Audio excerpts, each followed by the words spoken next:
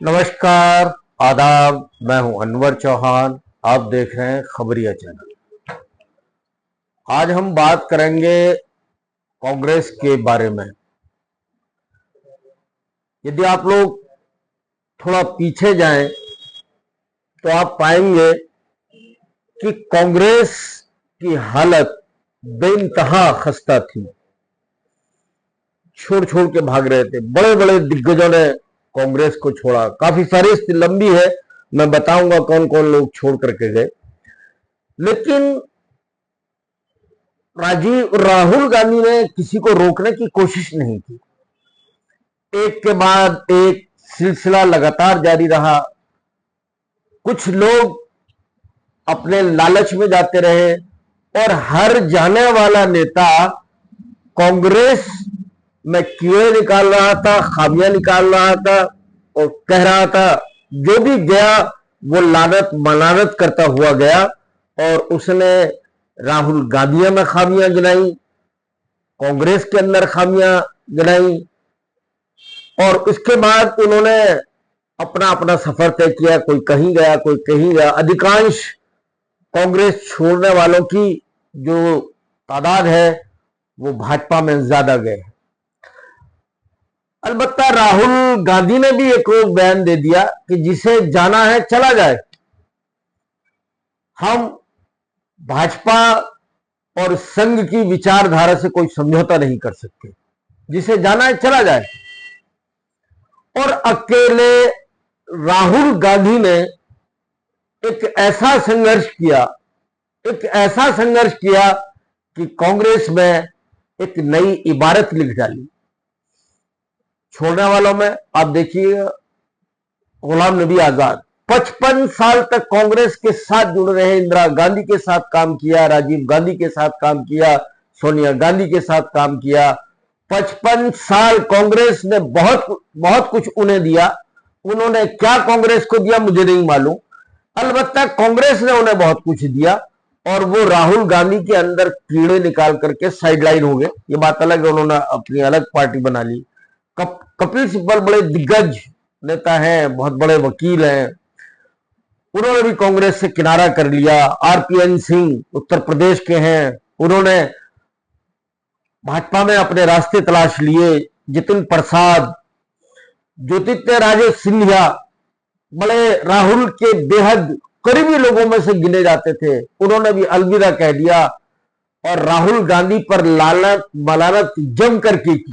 कीड़े निकाले राहुल गांधी के अंदर कि राहुल को राजनीति करना नहीं आता। बहुत सारी जगह जगह अनेकों मौके पर उनके बयानात आते रहे और वो तानाशाही, कभी तानाशाही बताया कि कांग्रेस के अंदर तानाशाही है।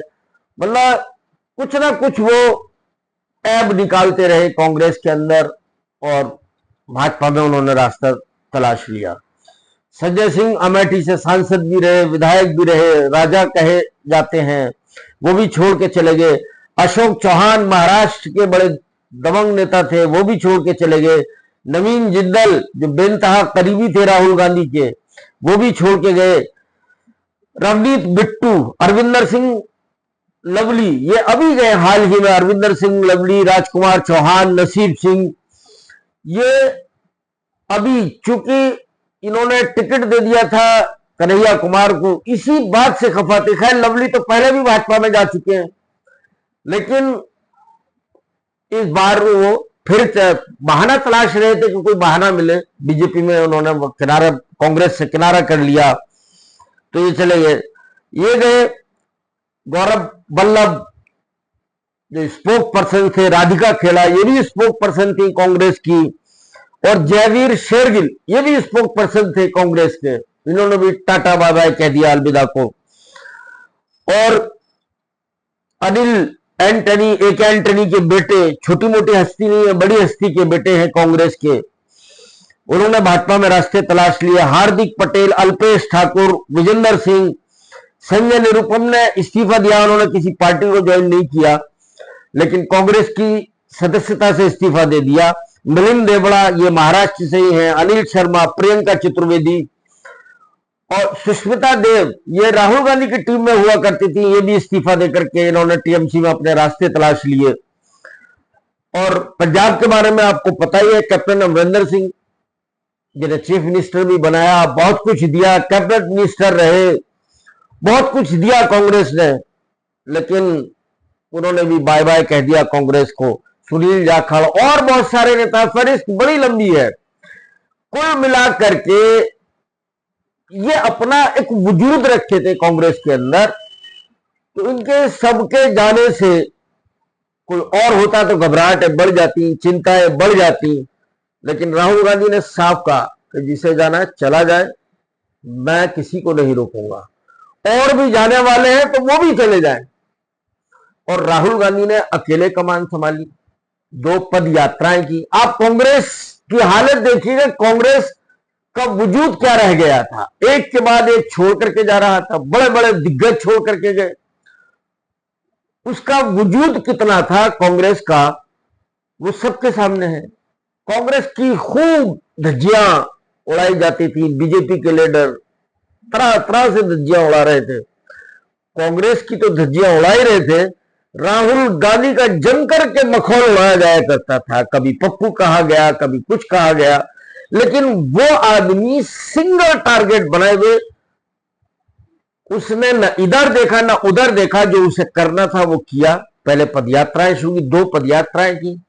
इस दौरान वो अमीर से, गरीब से, किसान से, ड्राइवर से, मजदूर से, मंडियों में जाकर के आड़तियों से, किसानों से और व्यापारियों से सबसे मिलते थे, उनका दुखड़ा सुनते थे। तो उसने महसूस किया भारत को इस यात्राओं के दौरान कि भारत कैसा है, ये अनुभव हुआ उसको, और उसने नब्ज को पहचाना राहुल गांधी ने कि हमारे देश की दुख की रग क्या है, नब्ज का है, कहां चलती है ये।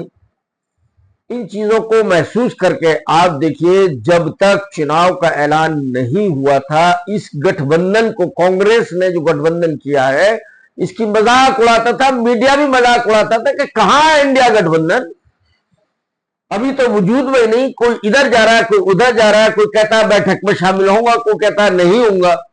खूब मीडिया ने, जो मेन स्ट्रीम मीडिया है, जम करके फजीहत की थी इस इंडिया गठबंधन की। खैर, इंडिया गठबंधन एक वजूद में आया, उसमें शामिल हुए कौन कौन? अखिलेश यादव शामिल हुए उत्तर प्रदेश से, ममता बनर्जी भले ही चाहे उनका ऐलान नहीं हुआ, सीटों के साथ तालमेल नहीं बन पाया, लेकिन ममता का बयान यही आया कि मैं इंडिया गठबंधन में हूं और रहूंगी। और अब भी चुनाव 6 चरण के पूरे हो चुके हैं, उन्होंने साफ कर दिया कि मैं इंडिया गठबंधन का हिस्सा हूं, टीएमसी इंडिया गठबंधन का हिस्सा है।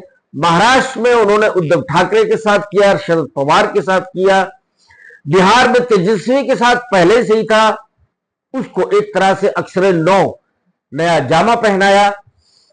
देश भर में कांग्रेस ने जहां जहां मुनासिब हो सकता था उसने गठबंधन किए, और ये गठबंधन एक वजूद में आया। मजाक उड़ाई जाती रही। बीजेपी ने ऐलान किया, कार्य समिति की बैठक में दिल्ली में हुई थी, तो मोदी जी ने ऐलान किया कि इस बार भाजपा को 370 सीटें मिलने जा रही है और इंडिया 400 पार करेगा। रिएक्ट नहीं किया किसी ने, इंडिया गठबंधन वाले ने खामोश रहे, किसी रणनीति के तहत चलते रहे। जिस तरह से राहुल गांधी एक रणनीति के हिस्से के तहत वो चलते रहे, जो उन्हें करना था वो करते रहे और अपनी बात पर डटे रहे, चलते रहे, अपनी बात पर डटे रहे। रिएक्शन कोई नहीं आया। भारतीय जनता पार्टी ने जिस तरह के दावे भरे, दम भरे, पलट के कोई जवाब नहीं मिला उस वक्त। एक चरण का चुनाव पूरा हुआ, दूसरे का उन्होंने अपना फोकस जहां रखना था उन्होंने रखा कि क्यों चाहिए 400 सीटें, क्यों चाहिए। तीसरे चरण तक राहुल गांधी जगह जगह और उनके एलाई जगह जगह ये मुद्दा उठाते रहे कि बीजेपी को 400, एनडीए को 400 इसलिए चाहिए क्योंकि उन्हें संविधान बदलना है, आरक्षण को खत्म करना है, इसलिए उन्हें 400 पार चाहिए। ये बीच बीच में बराबर लगातार मुद्दा उठता रहा। पहला चरण पूरा हुआ, दूसरा हुआ, तीसरा हुआ, चौथा हुआ। चौथे के बाद नए बयान आने लगे, चौथा और पांचवा भी पूरा हो गया। छठा पूरा होने तक देश में इस बात को लेकर के चर्चा होने लगी। 6 चरण मुकम्मल हुए, एक चरण अभी बाकी है जो 1 तारीख को होगा, 1 तारीख को हो जाएगा, 1 जून को। आज देश में इस बात पर बहस चल रही है कि 2024 की जो सरकार होगी इस हिंदुस्तान की, वो एनडीए बनाएगी या इंडिया गठबंधन बनाएगा। आज बहस इस बात पर छिड़ी हुई है। मैं ये नहीं कह रहा, मैं कोई दावा नहीं कर रहा कि इंडिया गठबंधन ही बनाएगा या एनडीए गठबंधन बनाएगा, क्योंकि मैं ना तो कोई सोफोलॉजिस्ट हूं और ना मैं कोई भविष्यवक्ता हूं। लेकिन जो चर्चा है उस चर्चा पर नजर रखे हुए हूं। पत्रकार जो डिबेट में बैठते हैं, जो बुद्धिजीवी हैं, उन्हें लगातार सुनता हूं, फॉलो कर रहा हूं सबको। तो अब तक यानी 6 चरण से पहले तक कोई चर्चा नहीं थी। एक तरफा था कि एनडीए सरकार बना रहा है, लेकिन आज चर्चा इस बात की है कि इंडिया गठबंधन भी सरकार बना सकता है। एनडीए को बहुमत मिलेगा या नहीं मिलेगा, चर्चा इस बात पर भी है। तो कुल मिलाकर के मेरा यह कहना है कि राहुल गांधी अकेले चले, और आज किस स्थिति में कांग्रेस आकर के खड़ी हो गई है, इस बात से कोई इनकार नहीं कर सकता कि कांग्रेस भी सत्ता की भागीदार हो सकती है। यानी इंडिया गठबंधन की यदि सरकार बनी तो कांग्रेस का भागीदार होना लाजमी है। कांग्रेस जिसे कह रहे थे कि खत्म हो गई, नप गई, कांग्रेस में बहुत सारे कीड़े निकाले गए, भाजपा लानत मलानत करती थी, और कांग्रेस से छोड़ करके जाने वालों की जो लंबी फहरिस्त है वो भी कांग्रेस पर इल्जाम तराशी करके गए। कांग्रेस का वजूद कुछ नहीं माना जा रहा था, लेकिन आज लोग कांग्रेस के वजूद को मानने के लिए मजबूर हैं। और ये हालात जो पैदा किए हैं उस शख्स का नाम है सिर्फ और सिर्फ राहुल गांधी। आज जो कांग्रेस को वोट मिला है वो कांग्रेस को नहीं, राहुल गांधी के नाम पर वोट मिला है कि राहुल गांधी ने कांग्रेस को खड़ा किया, कांग्रेस के साथ राहुल गांधी खड़ा है।